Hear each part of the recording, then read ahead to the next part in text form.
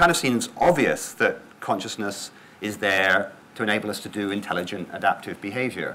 But for a couple of decades now, there's a string of results that have been coming out of neuroscience and psychology that show us that consciousness is much less involved in controlling behavior than we previously thought.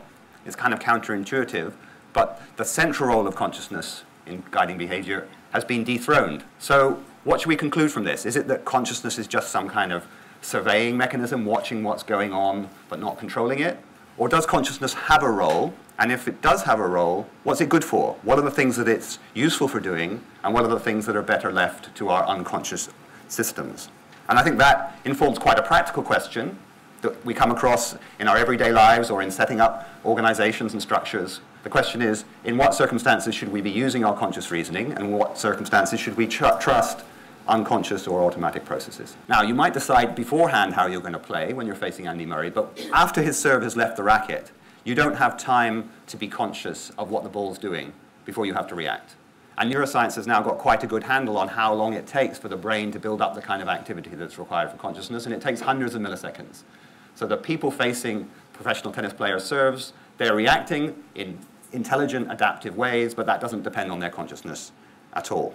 And there's much more everyday examples of this. So think of what happens when you see a snake and you become frightened. This has been studied by neuroscientist Joe Ledoux and his colleagues, and he's shown that there's an automatic non-conscious response to fear stimuli that doesn't go via the bit of the brain that's responsible, or at least centrally involved in consciousness, the cortex, that goes directly to behavior. So there's a very fast route, he calls it the low road, between a fearful stimulus and an automatic response of increasing your heart rate, breathing more quickly, releasing adrenaline, a fight or flight response. And all of that happens before consciousness has ever got involved. But I think it goes deeper than that. There are cases when consciousness gets in the way. So there was a study performed on expert golfers, and they were interested in the way that consciousness interacts with play. So what they got the golfers to do was to listen to something in headphones where they had to listen out for an unusual tone. So they're performing a task in their headphones, and at the same time they had to play quite a difficult shot. And they contrasted that with a case where the golfer didn't have to do a task in the headphones, but just had to concentrate consciously on the elements of their shot. For expert golfers, they were better at performing the shot when they had to do this other task in parallel. They were worse at the shot if they consciously thought about what they're doing. And I think all of us can think of examples in everyday life that are like that. So it's not just that unconscious processes can sometimes help get things right, it's that consciousness can sometimes get in the way of adaptive, intelligent behavior. So in this project, we wanted to study that in a very simple, very pared-down paradigm. But I'd like to give you a kind of sense of what it's like to generate the data that's behind this finding that consciousness is being slightly dethroned. So what we did is present subjects with a very simple task. I'd like you to try it out in a kind of simple way today. The task is that you're going to see a cross on one side of the screen or the other. And the task is just to, if you're a subject, is to press a button that corresponds with the side of the cross. Now, this little arrow comes up before you see the cross. It's giving you some useful information. It's pointing in the direction that the cross is likely to be on. So in this case, you know the cross is likely to be on the left-hand side. You'll likely have to push your left-hand finger. We make it slightly more complicated because in the cases we're interested in, the unconscious cases, that arrow is presented for a very, very brief period and then covered by this pattern, a pattern mask. And the effect of the pattern mask is that subjects aren't consciously aware of the direction of the arrow. And we know that because we can test them. We can give them a forced choice and say, which way was the arrow pointing, left or right? And they're at chance as to which way it's pointing. So consciousness hasn't registered the direction of the arrow. Nevertheless, we wanted to see whether the unconscious information in the arrow was having an effect on pressing left or pressing right. Now, you won't be able to get exactly this because you're not sitting in controlled situation in front of a monitor, but I wanted to give you a sense of it. So I'll give you a little video now. What you'll see is a fixation cross in the center of the screen, and then the task will be to press left or press right, depending on whether the cross shows up on the left or the right. And you'll see the arrows showing up in the middle. And on the first two occasions, you should be able to consciously see the arrow. The second two occasions will be very fast, and I think for many of you, you won't consciously see it. So let's just have the video now. Have a go at pressing your finger on the left or the right side. Can we go over to the video?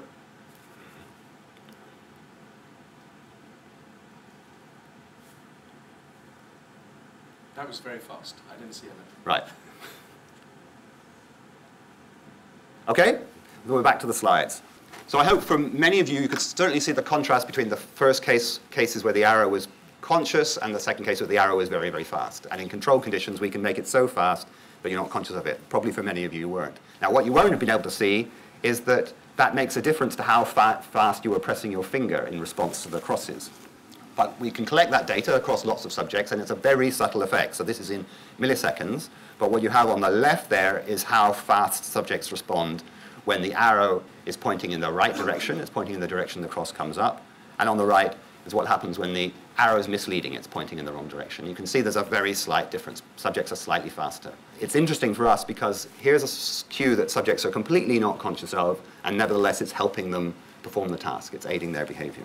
And that's a statistically significant, robust effect. So here it looks like consciousness might just be playing a helping role. So this is something I got into conversation with Barry about. You were pressing me about this earlier. I think when you're conscious of it, you were telling us that consciousness takes up time. So it should slow you down, so it should be interfering. And here what we've got is the very simple case when it's unconscious that we're actually speeded up. Are we also speeded up when we're doing it consciously and we get a cue to go left or right? So it also speeds you up in the conscious case, and so we've got a kind of lining up between what consciousness does for you. It can speed you up, but it can also work unconsciously. But an interesting contrast is that you might think, well, unconscious processing can just help. But an interesting contrast is cases where the unconscious processing does better than the conscious one. And I told you about the golfing case, but I want to show you another case that's been studied that's like that. Good. This is one where subjects are looking at a block that you've got a picture of on the left. And the block has got a normal convex face on it, but it's also got a concave face on it.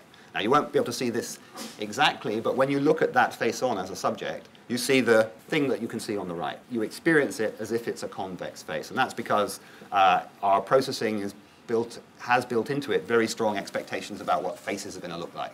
So even though it's the wrong way around, it's concave, subjects will experience it as a normal convex face. So if you ask people, is the nose in front of the ears? They say, yeah, of course it is. So consciously, you're getting it wrong. There's a conscious illusion.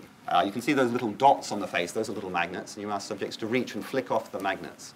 And you can analyze the trajectory of their reaching behavior, and you can see that the reach has built into it the knowledge that the stimulus is actually concave. So consciously, there's an illusion we're getting it wrong, but our reaching behavior is immune to that illusion. The reaching behavior driven by unconscious cues is getting it right. So here we're getting something that appears to the conscious subject, gives them a certain view about where the face is, and it's completely orthogonal to what the behavior does unconsciously. It goes for the depth concave face perfectly. Okay. Yeah. So they're proceeding as if independently of one another. Right. So now we're very much in the realm of the dethroning of consciousness. Yeah.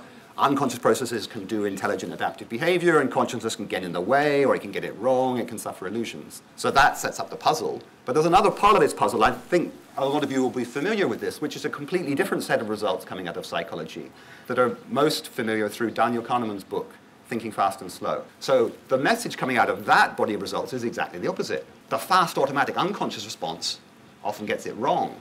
And you need conscious processing in order to get the right answer. That's what conscious processing is there for, to avoid falling into these simple traps and errors. Now, I know a lot of you will know several of these paradigms, but I want to give you one of these puzzle cases just so I can show you the contrast. So this is a very different kind of case from these reaching cases, right? It's a puzzle about Paul, Linda, and Patrick. And I'm going to ask you, when I've given you all the information, is the answer yes or no, or have I not given you enough information? Is the answer it cannot be determined? Think about it a bit, but give me a relatively automatic, reasonably quick answer. Paul is looking at Linda. Linda is looking at Patrick. Paul is married. Patrick's not married. Is a person who's married looking at a person who's not married? How many people think yes? How many people think no? And how many people think cannot be determined? Okay, great. So I've kind of good audience. I've set it up in a difficult way for you. I've asked for a quick response. Let me give you a bit more time and the chance to discuss it with your neighbor.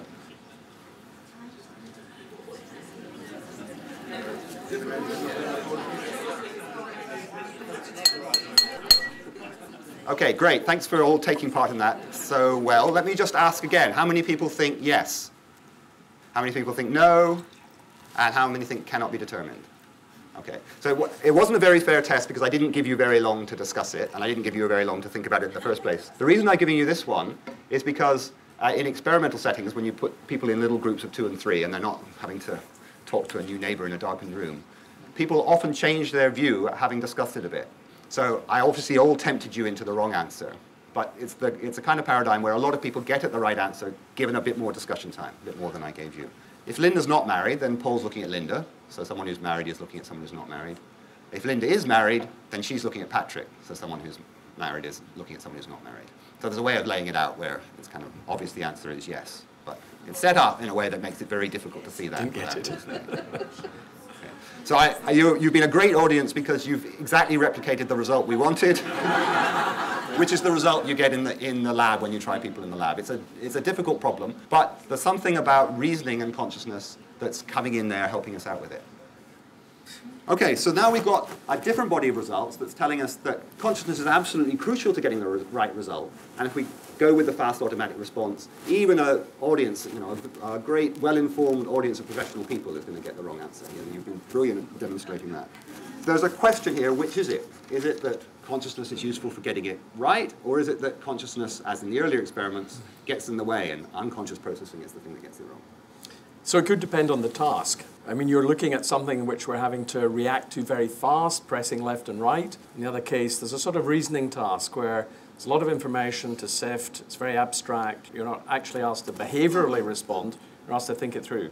So could it be task-specific? Are we going to divide and rule? I think that's right. So I think there's different kinds of tasks where you'll find consciousness is useful for some kinds and not useful for others.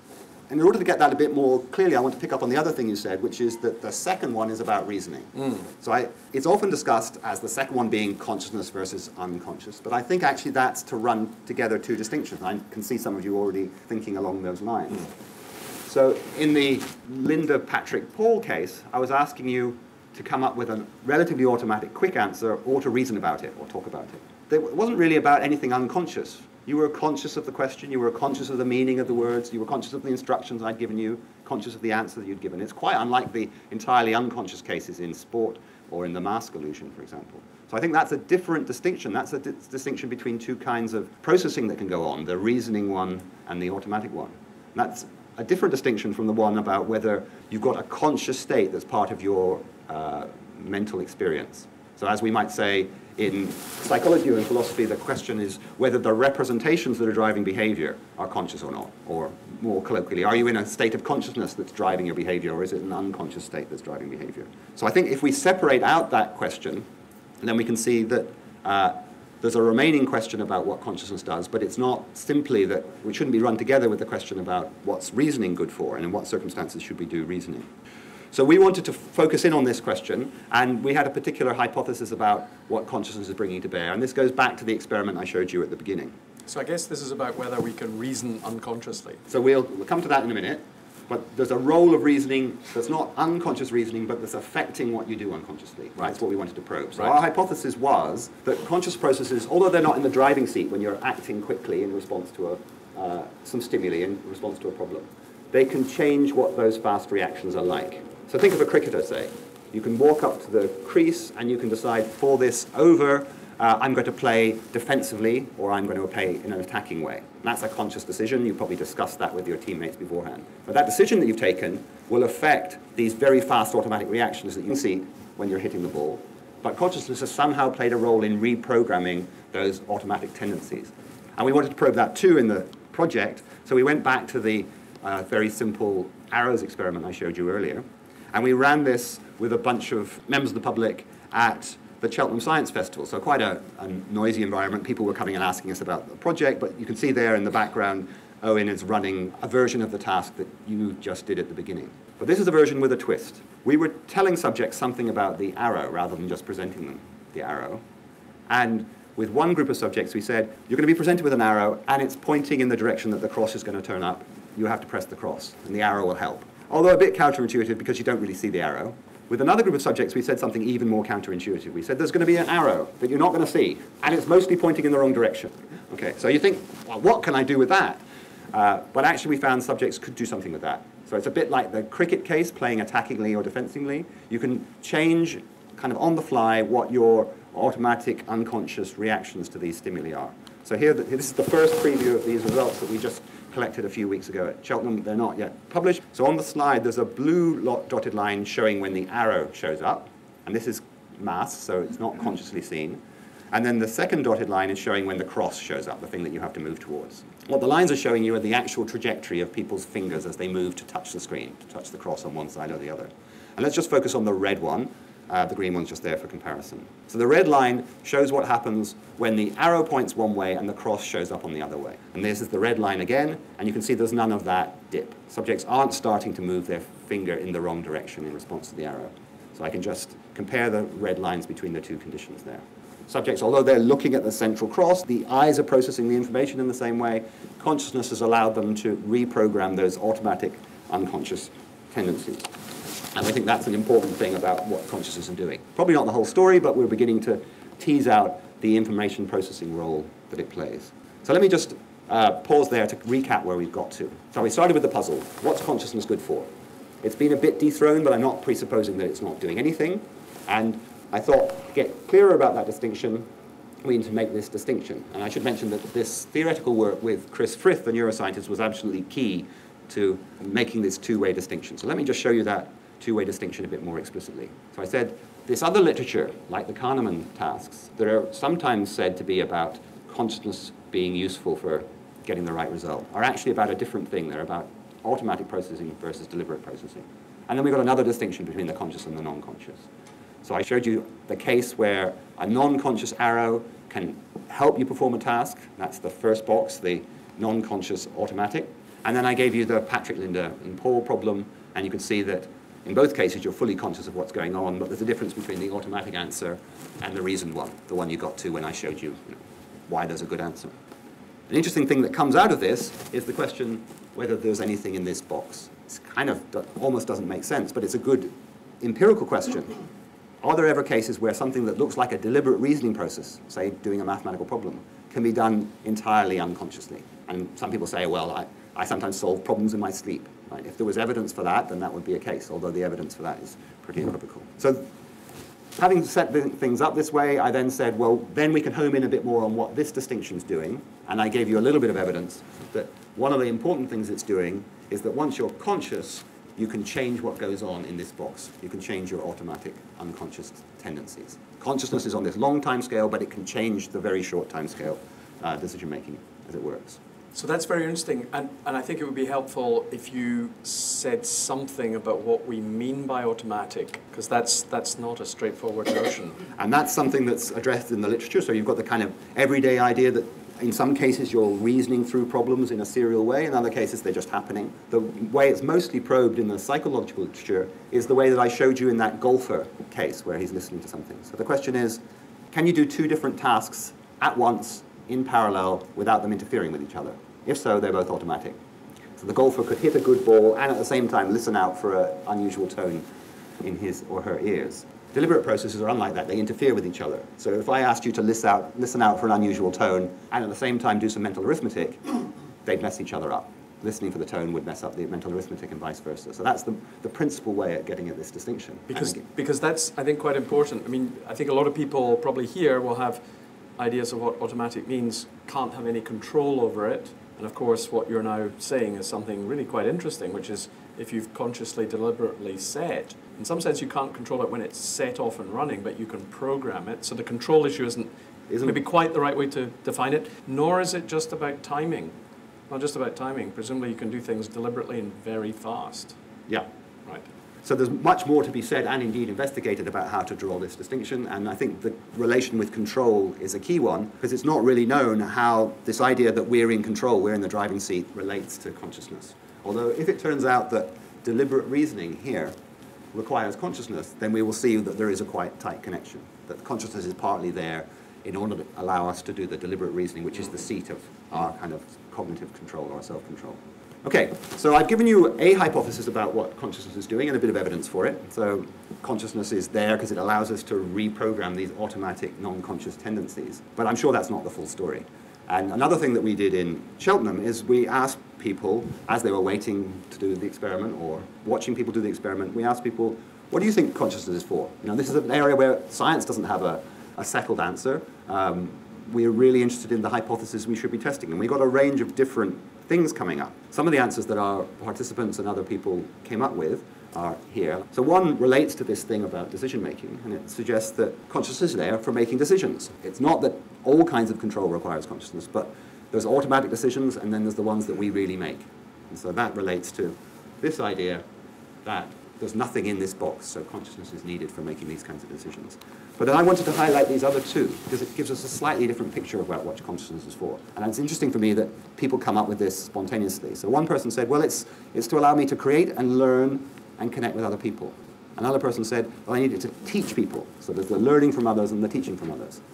And this goes back to the Patrick, Linda, and Paul problem that I tricked you all with. But the evidence is that in that case, when people do it deliberatively and consciously with each other, they're much more likely to get to the right answer. So I think that gives us a hint that the people who are coming up with these ideas about teaching and learning are onto something, that consciousness is really central to the way that we can perform tasks together, to the social role of consciousness. And of course, humans are a supremely social species. We've evolved to do things in very cooperative ways. So that gives us a kind of interesting reversal of the way that we think about consciousness. Because if consciousness is having its central role in the social case, then consciousness isn't the home of privacy, as it's sometimes been thought to be in philosophy.